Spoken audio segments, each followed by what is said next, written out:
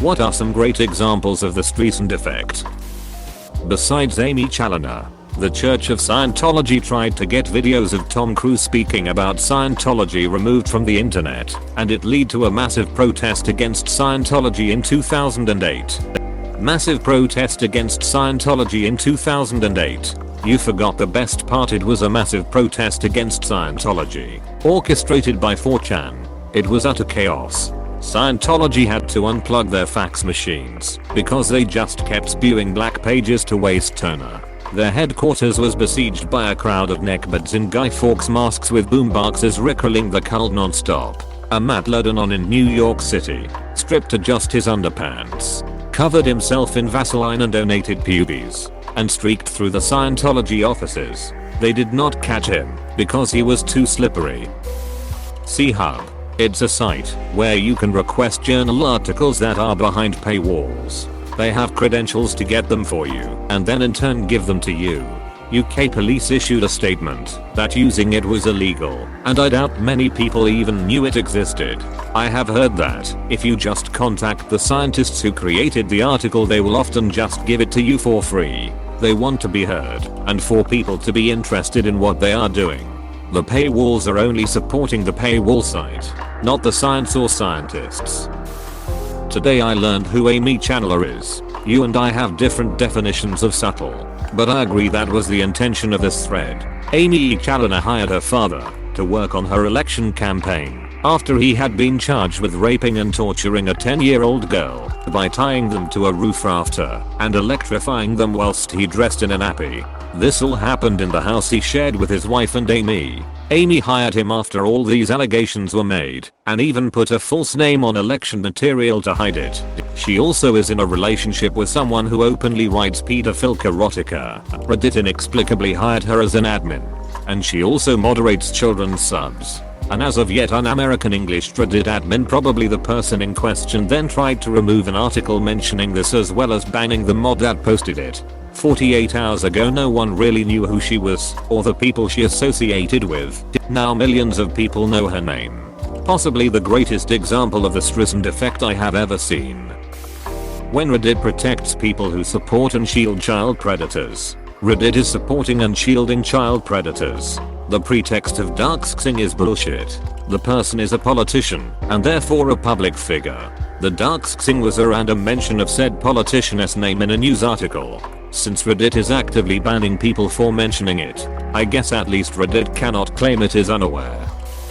This is a reverse example of the Streisand Effect, or, if not reverse, at least a would-be example that was smartly blocked.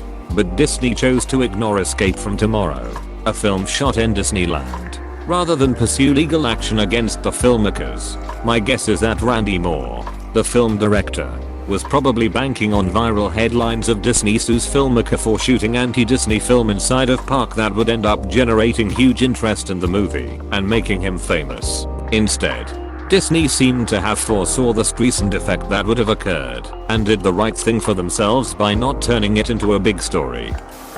Ryan Giggs and the super injection, a Premier League footballer in the UK, tried to stop his extramarital affair from being leaked in the press. It had the opposite effect as everyone took to social media trying to guess who the footballer was. There is big thing going on with Lego in Germany right now. They stopped a container with alternative Lego sets in customs due to design patent rights. The guy who brought the container in has a small shop solely with alternative Legos, and he also runs a YouTube channel where he shows all those sets. So of course, after the container got stopped, he created a video about it. In said video he explains what happened and as an afterthought asked that maybe if people would like to donate money so he can make a charity donation with no profit to some children homes. In said video he said he hopes to get together 30,000 euros, the cost of one container. Well, video went viral in Germany and now people have donated almost 500,000 euros so far and counting. And not just that, since the video got so famous, now a ton of people knew that alternative Legos even exist. You forgot the most important thing: the company which made the sets in the mentioned container realized that there was obviously an interest to their product in Germany and plans to open a flagship store and to produce sets aimed at the European market. Derek Savage, creator of the children's character Cool Cat, and made way too many movies about him, started to do the scummy thing all hacks on YouTube love to do, and started taking down a variety of reviews discussing his movie and making fun of it for the questionable morality, the really bad acting, the sexual undertones of a man who calls himself Daddy Derek in the movie and is married to Mama Cat, and so on. A variety of people got rightfully pissed about it.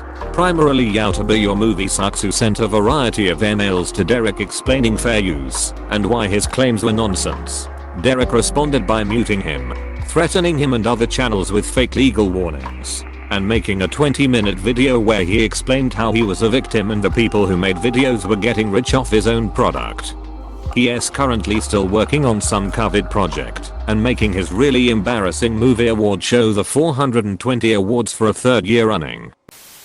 Thomas Walker, the Barbara Streisand of 18th century pirates. At the start of the golden age of piracy, Captain Benjamin Hornigold and his crew chose the tiny settlement of Nassau on New Providence Island in the Bahamas as a place to settle, use as a sort of pirate hub. It was along major trade routes, it rich with essential resources, and Nassau had been decimated during the War of Spanish Succession that had just come to an end. So it was a good place for a fresh start with very little government oversight. In fact, there was only one remaining colonial official, Thomas Walker. Thomas Walker was a stickler for the rules, very not okay with a horde of pirates setting up shop in Nassau. He was especially worried about Hornigold's flying gang, as they were known robbing Spanish ships, since he feared it would provoke Spanish military action, and he had literally just seen the Spanish destroy Nassau not long before.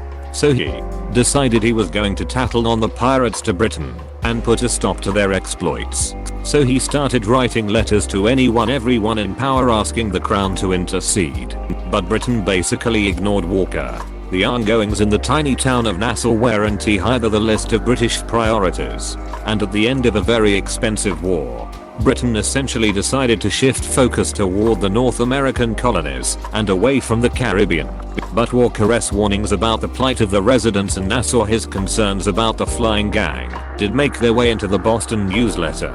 Word of Walker's letter spread throughout the American colonies and Jamaica. Finally, people were listening to him. Thomas Walker was sure that people would be terrified and would rally to help him after they read his letters about pirates living as they pleased and getting filthy rich while doing it. But instead, people thought that sounds awesome. Since a decade of war fought largely by sea had just come to a close, the colonies were flush with thousands of unemployed sailors. So when word got out about the flying gang, wannabe pirates from all over flocked to Nassau. Nassau grew like crazy and became the lawless pirate haven of Thomas Walker's worst nightmares. Two of history's most legendary pirates, Black Sam Bellamy, actually came to Nassau as a part of the Boston newsletter bonanza. So ultimately, in spite of Walker's intentions, he ended up playing a huge role in kicking off the golden age of piracy. Near my hometown, one of the locals crashed his ultralight airplane and had some resulting injuries.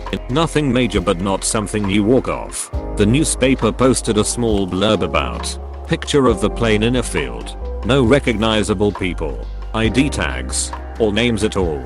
Instead of admitting what happened, he told all his clients he was out of town for a few weeks while he was actually at home recovering. And his wife went around all the businesses and just started taking all the copies of the paper she could find to make sure nobody could read about it. The newspaper response was to do a full-on dig into this guy, his piloting background, name, business, photo, detailed photos of the crash, information regarding his physio treatments and recovery timeline. I know it's silly, but GME GameStop is a great example of this. Multiple media agencies, hedge funds, market makers, and Jim Cramer keep trying to convince people to sell because stock is overvalued, or stock is worthless, or stock is stupid, it will die soon, and instead everyone just keeps buying. It may or may not result in a certain hedge fund going under entirely that profited off of bankrupting companies. Not quite the same, but close. MTV's banning of Madonna's Justify My Love video. Of course, anytime something by an artist as prominent and provocative as Madonna gets banned, everyone wants to see it. I believe it was aired by Nightline late night news program shortly after the banning. This was in the days before YouTube, so finding the video was much more difficult back then. It is easily accessible now. By 2021 standards, it is tame. I did say to live crew, they did have gone down as mediocre rappers and disappeared if some idiot had not very publicly tried to censor them. But when that happened, suddenly their uncensored CD became the thing to get. Edit said idiot being the infamous Jack Thompson, who later got into it with Penny Arcade, then later on got disbarred for his antics. Come to think of it, Penny Arcade's beef with Ocean Marketing may be a good example. Thanks for watching. Consider subscribing for more videos.